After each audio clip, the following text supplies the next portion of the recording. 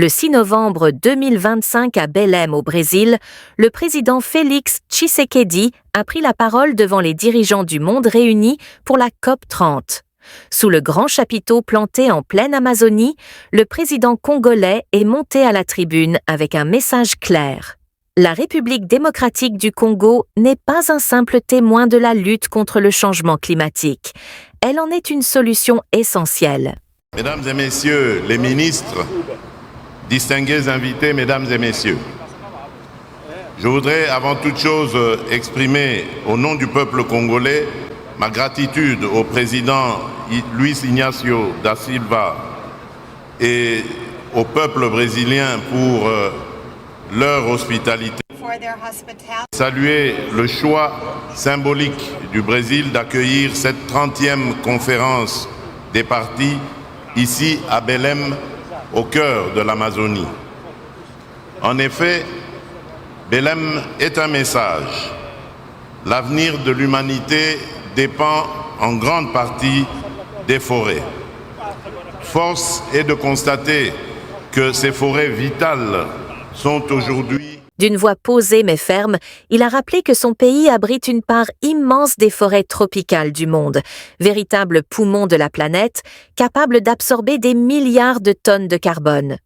La RDC est un pays solution, un pilier de l'équilibre climatique mondial, a-t-il martelé, invitant la communauté internationale à reconnaître ce rôle et à y répondre par un soutien concret plutôt que par de simples promesses. Son discours s'est articulé autour de 4 grands axes.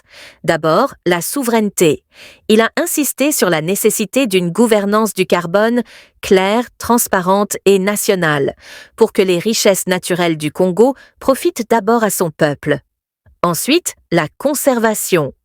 Plus de 30% du territoire congolais est déjà consacré à la protection de la nature, a-t-il rappelé, preuve d'un engagement réel. Puis, le financement climatique, Tshisekedi a dénoncé l'inefficacité et l'injustice des mécanismes actuels, demandant des fonds plus prévisibles, plus rapides et mieux adaptés aux réalités africaines.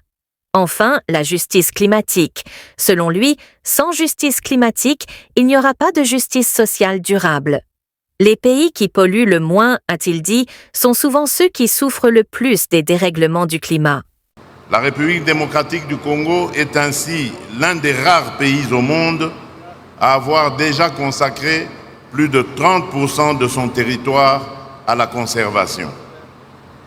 Sur le plan institutionnel, nous avons engagé des réformes majeures pour assurer la transparence et la crédibilité du marché de carbone, notamment avec la création d'une autorité de régulation.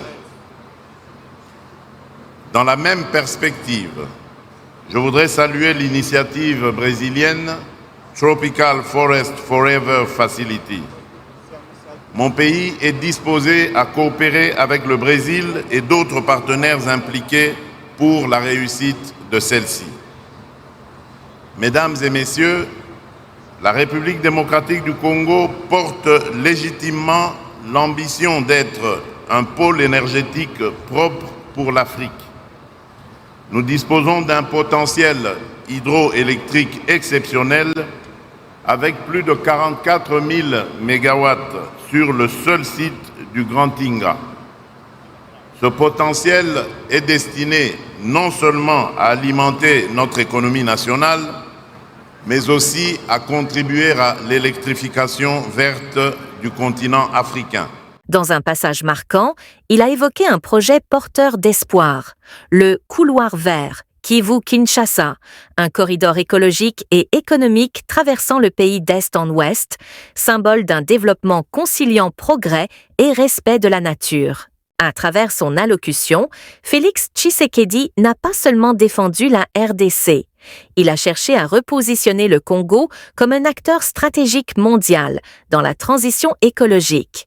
Son appel, lancé depuis le cœur de la forêt amazonienne, a résonné comme une invitation à bâtir un nouveau pacte entre les grands bassins forestiers du monde pour sauver la planète ensemble. L'agression que subit mon pays est aussi une guerre écologique en ce qu'elle détruit nos forêts, nos aires protégées, nos parcs. Mon pays comprend donc la pleine portée de l'initiative de Vanuatu, de Fidji et de Samoa visant à reconnaître l'écocide comme un crime international autonome. Détruire délibérément une forêt primaire, une tourbière millénaire ou une aire protégée essentielle au stockage de carbone revient à compromettre l'avenir de l'humanité. Mesdames et messieurs, distingués invités, comme je l'ai mentionné à l'entame de mon propos, nous devons agir. Je recommande l'application effective des engagements pris à Bakou, en l'occurrence le décaissement des 300 milliards de dollars par an. Je formule vivement le vœu que la COP30, ici à Belém, marque un départ dans notre volonté commune de léguer aux générations futures une planète où il fera beau vivre.